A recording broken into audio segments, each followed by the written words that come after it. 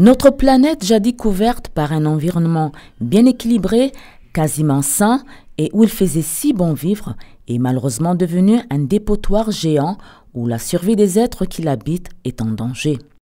Au nombre des manifestations de cette dégradation, il y a le changement climatique, la dégradation de l'environnement, la pollution de l'air et bien d'autres. Et ce sont les êtres humains, consciemment ou non, qui sont essentiellement responsables de cet état de choses.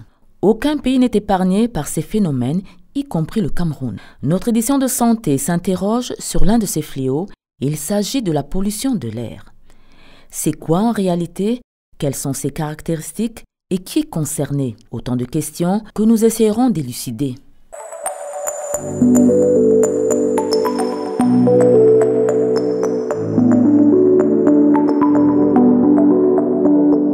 Ce qui devrait être dit, c'est pollution de l'air totale. Parce qu'on distingue la pollution à l'intérieur, qui est la pollution qui se fait dans les locaux. Ça peut être dans nos domiciles ou dans nos lieux de travail. Et il y a la pollution à l'extérieur, pollution hors des bâtiments. Parlant de la pollution de l'air, il faut comprendre déjà qu'on peut la diviser en deux grandes parties. La pollution de l'air extérieur et la pollution de l'air intérieur. Alors, parlant de la pollution de l'air extérieur, ça va être dans toutes les activités qui sont menées à l'extérieur, comme le trafic routier, ça va rentrer dans la pollution de l'air extérieur. L'incinération des déchets, le brûlage des déchets à ciel ouvert, ça va rentrer comme cause de pollution de l'air extérieur. Dans la pollution de l'air intérieur maintenant, nous avons également l'utilisation, le recours aux combustibles fossiles. Il y a des gens qui vont utiliser par exemple du pétrole, des réchauds à pétrole à l'intérieur des habitations, ou encore dans les cuisines dites traditionnelles où on va faire du feu de bois et être exposé. Le fumage, par exemple, que ce soit en intérieur, cela également va rentrer dans la pollution de l'air intérieur. Dans la pollution de l'air intérieur, nous avons également, dans le milieu environnemental, les peintures, par exemple, que l'on va utiliser dans le revêtement, tout ce qui est tapis, tout ce qui est moquette, tout ce qui est susceptible de dégager des particules qui peuvent se retrouver dans l'air. Ça peut être des poils d'animaux. Ça peut être des sports, par exemple. Donc, cela va varier en fonction des activités, en fonction du revêtement, si on parle de la pollution de l'air intérieur, en fonction du mode de cuisson des aliments, etc. Tout cela va rentrer. De manière simple, la pollution de l'air, c'est la contamination de l'environnement par l'introduction d'un agent qui peut être de nature chimique, de nature physique ou biologique, et qui modifie les propriétés naturelles de l'atmosphère. Tout le monde est concerné par la pollution de l'air, que ce soit les vieilles personnes, que ce soit les jeunes, que ce soit les nouveau-nés.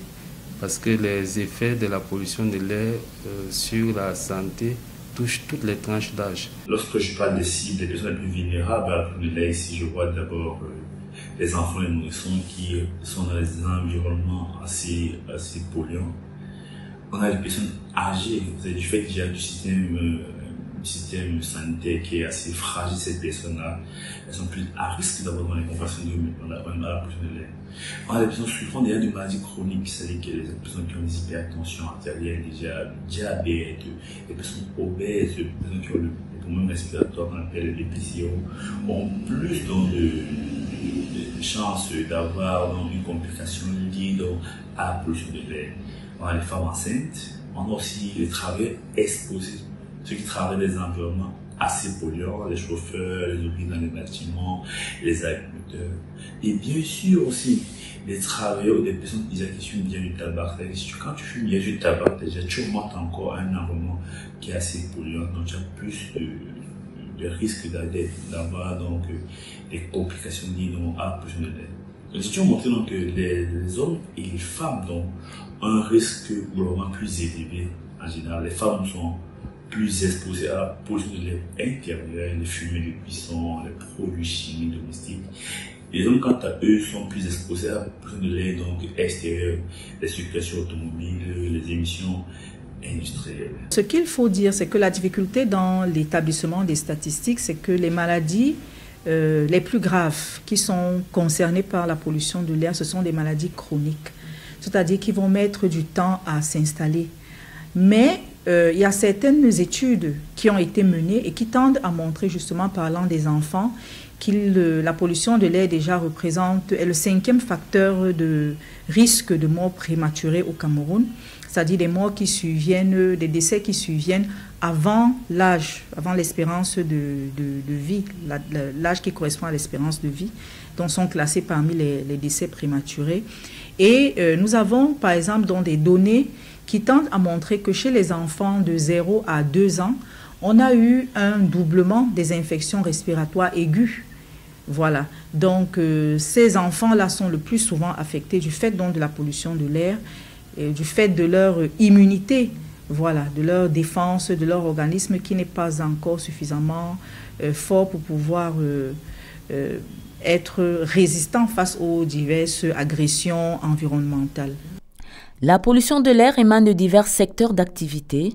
Différents facteurs y contribuent amplement et les répercussions sont multiformes. Concernant les facteurs de risque aux maladies liées à la pollution de l'air, alors il y a en premier lieu l'âge. Donc le fait qu'on soit très jeune, soit alors qu'on soit très âgé, cela constitue un facteur de risque. Il y a également des disponibilités individuelles. Ça veut dire qu'il y a des gens qui soit ils ont un système immunitaire qui est affaibli et du coup sont plus sensibles à ces agressions-là. Et puis, comme autre facteur, il y a même le milieu dans lequel on vit. Si on réside dans un endroit qui est fortement industrialisé, si on travaille dans un milieu où l'air est pollué, ça peut être par exemple dans une scierie ou bien ces personnes qui vont écraser de la farine, du maïs au marché, donc tout ce qui nous rapproche de la pollution de l'air. Et là, on va regarder au niveau de l'exposition, la durée même de l'exposition. C'est-à-dire, on peut être exposé, mais si on est exposé sur le long terme, sur la durée, cela constitue un facteur de risque. Si on est exposé également de façon régulière, ça veut dire qu'un jour en passant, ça peut aller. Mais si c'est tous les jours, si votre milieu professionnel vous impose d'être dans un environnement où l'air est pollué, cela va avoir un impact sur votre santé. Et souvent, il y a des éléments qu'on peut peut-être pas voir de premier abord. Travailler par exemple au bord d'un axe où le trafic routier est très intense vous expose énormément à la pollution de l'air, puisque le trafic routier, la pollution automobile, au regard de la qualité de nos véhicules, au regard de l'accroissement du parc automobile dans nos pays, au regard de l'augmentation de la démographie, de l'industrialisation, cela peut avoir un effet sur votre santé.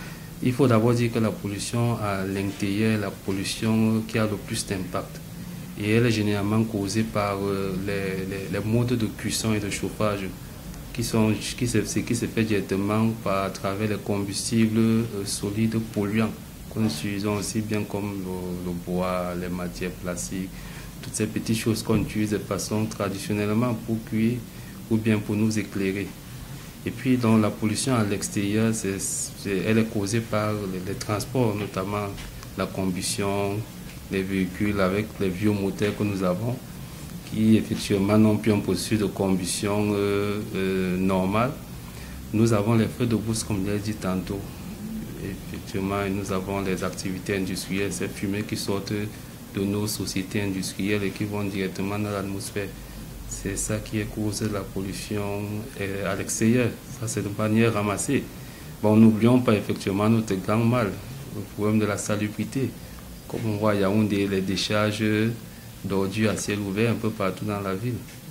À travers dans les différentes particules dégagées dans cette pollution de l'air, dans ces particules iront à travers le système respiratoire, on va inhaler, ils vont aller vers dans les vaisseaux.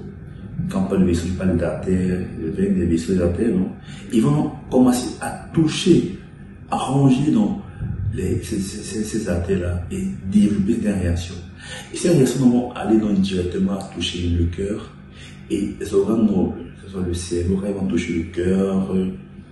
On a les manifestations cardiaques qui vont toucher le cerveau, on a les AVC. En plus de dégrader l'atmosphère, la pollution de l'air a également des incidences sur la santé des êtres vivants. Les manifestations varient en fonction de l'organe touché. Lorsqu'on parle de la pollution de l'air, il y a plusieurs organes du corps qui sont impactés, qui sont concernés. Nous avons en premier lieu les poumons, parce que l'air, on respire, donc du coup l'air, ça va dans les poumons, à travers donc, des maladies respiratoires. Mais nous avons également le cœur, avec des risques de maladies cardiovasculaires, de maladies coronariennes. Nous avons également la peau, à travers des irritations au niveau de la peau. Nous avons également comme autre organe qui peut être impacté, selon des études récentes même, la fonction reproductrice, à travers des affects sur la qualité du sperme, par exemple, et même la qualité des ovules. Donc, que ce soit au niveau de la motilité du sperme, c'est-à-dire la capacité du sperme à se mouvoir, que ce soit au niveau de la forme même, que ce soit au niveau même de la quantité de spermatozoïdes. Donc, ces études tendent à montrer même un impact de la pollution de l'air sur l'infertilité.